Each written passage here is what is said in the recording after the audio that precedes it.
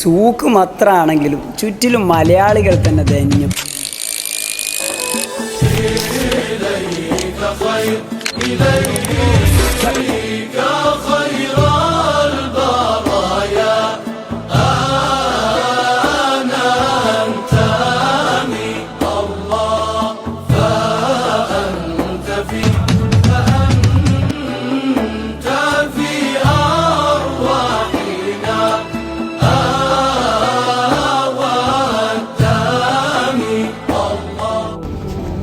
നൂറ്റാണ്ടുകളുടെ ഗന്ധം പേറുന്ന ഇടുങ്ങിയ വഴികൾ, അറേബ്യൻ ചരിത്രം മന്ത്രിക്കുന്ന മത്രാസൂക്ക്, മരത്തടിയിൽ കൊത്തിയ മേൽക്കൂരകൾക്കിടയിൽ കുന്തിരിക്ക പുകയുടെ സുഗന്ധം, ഓരോ ചുവടിലും വെള്ളി കഞ്ചറുകളുടെ തിളക്കവും പട്ടുനൂലുകളുടെ വർണ്ണാഭമായ കാഴ്ചകളും, പഴമയുടെ ശീലുകളായി കച്ചവടക്കാർ അതിഥികളെ വരവേൽക്കുന്ന നഗരഹൃദയം.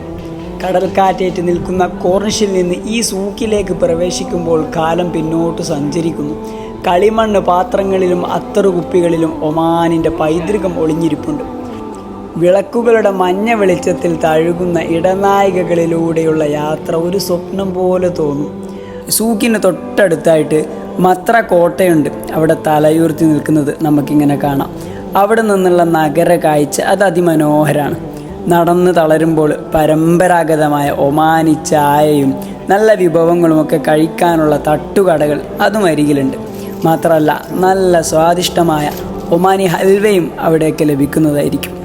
പാരമ്പര്യവും വർത്തമാനവും കൈകോർക്കുന്ന ഈ ചന്ത അത് വെറുമൊരു കമ്പോളമല്ല, അതൊരു സംസ്കാരത്തിൻ്റെ തന്നെ നേർ സാക്ഷ്യമാണ്.